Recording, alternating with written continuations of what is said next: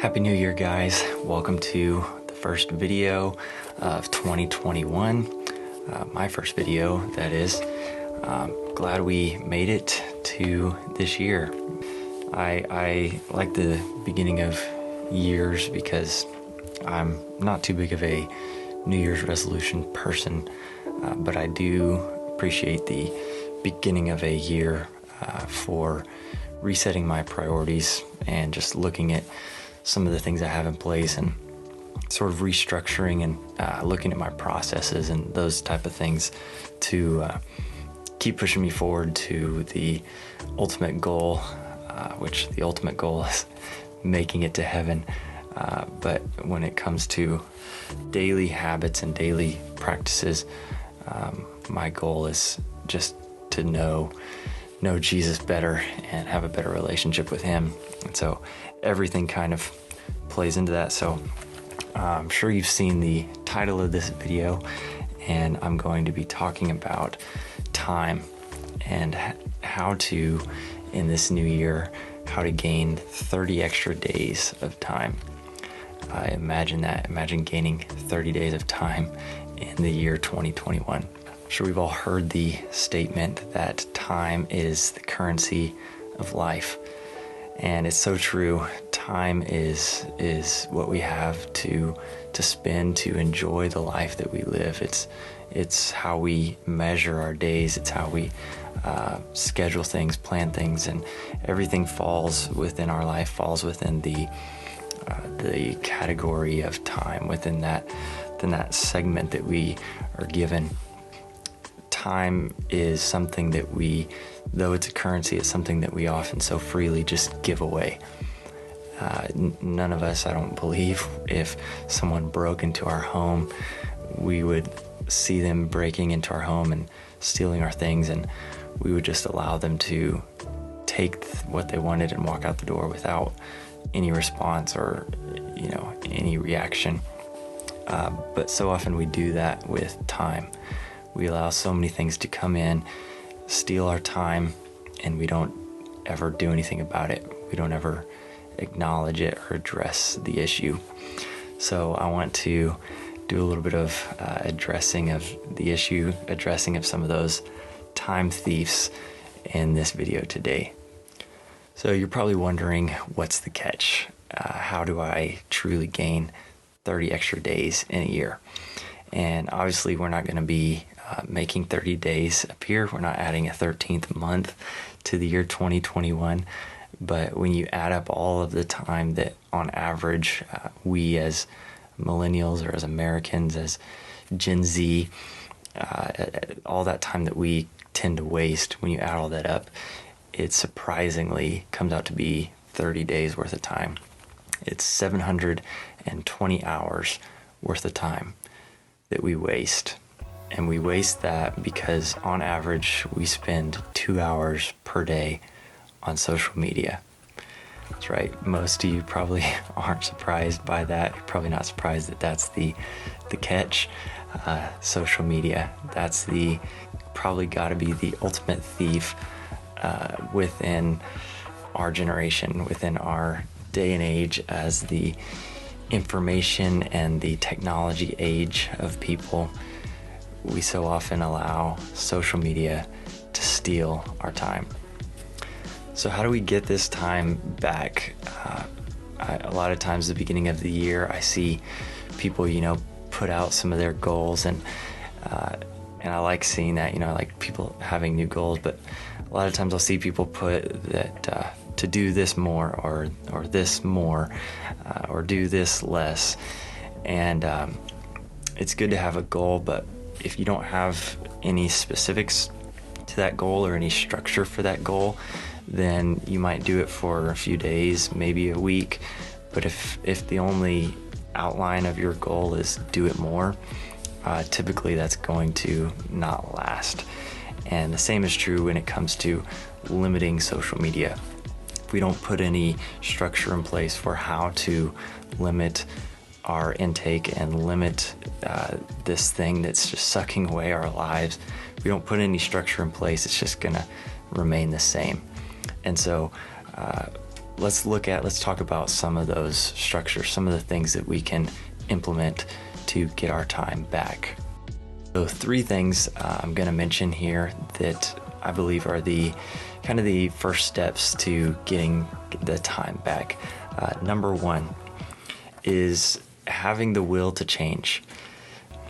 If we see that social media is an issue for us in our life, and as it is for many people, then we have to have that will. We have to have a desire to actually change that habit.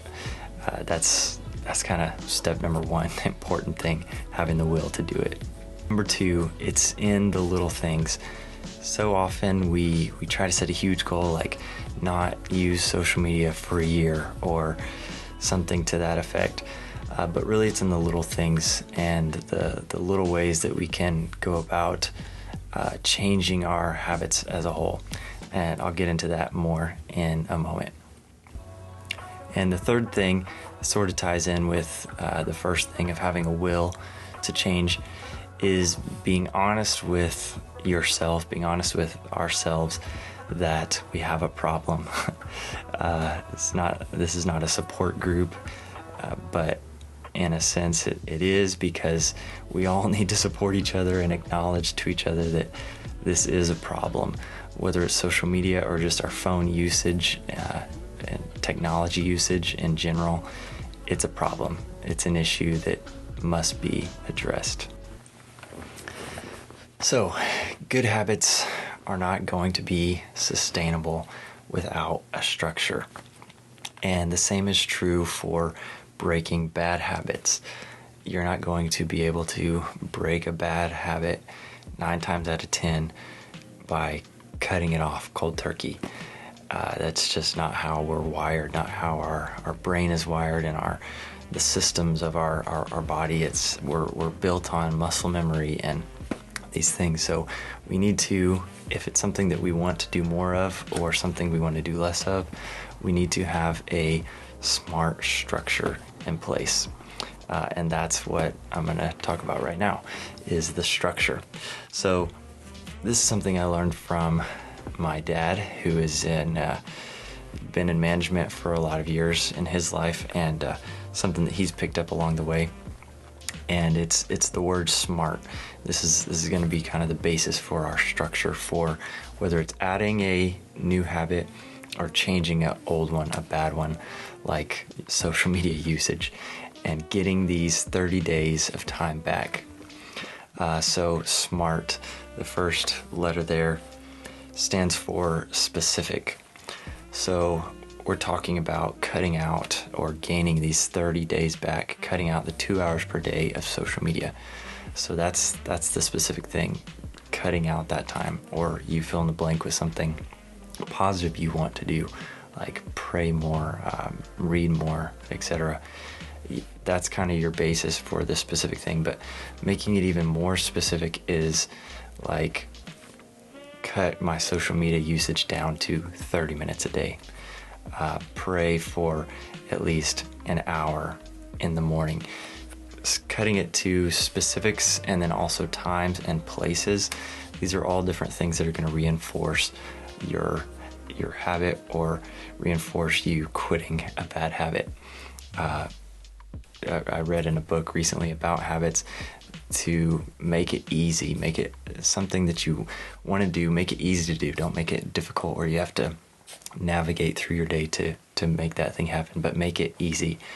On the flip side, when it comes to something negative you don't want to do, make it difficult.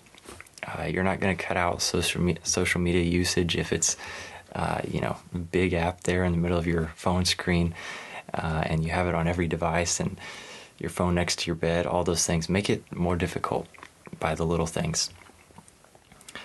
Number 2, the letter M, is measurable. Sort of already mentioned it, 30 minutes for social media a day or pray for an hour a day.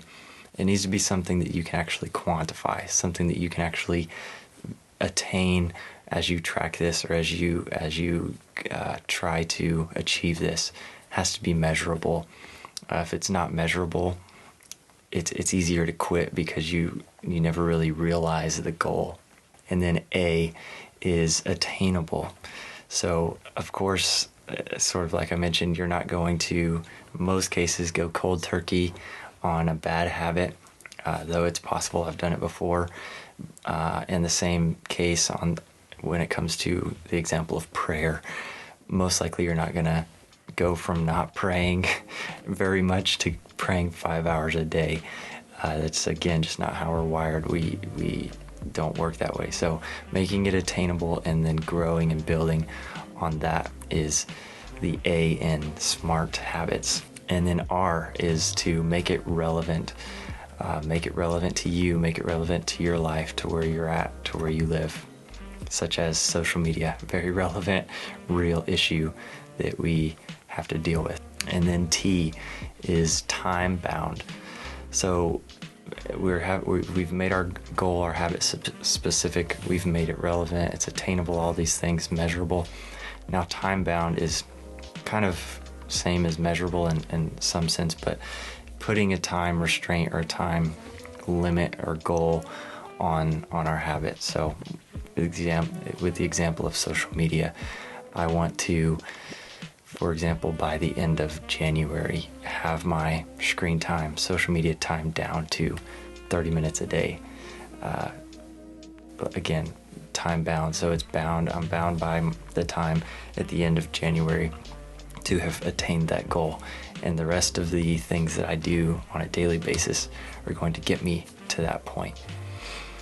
So that's it, guys. You're convinced and you want to hear more, you want to learn a little bit more. I'm going to be doing this as a little bit of a series on time. And so whether it be next week or in the next 2 weeks, I'm going to put out another video regarding the urgency and the importance of time in this day. So thank you for tuning in. Thank you for watching. Subscribe if you want to see more videos in the future. And I'd love it if you'd leave me a comment for what was most helpful to you, and a comment of any suggestions that you have for the next video or for future videos. Thanks again, and God bless.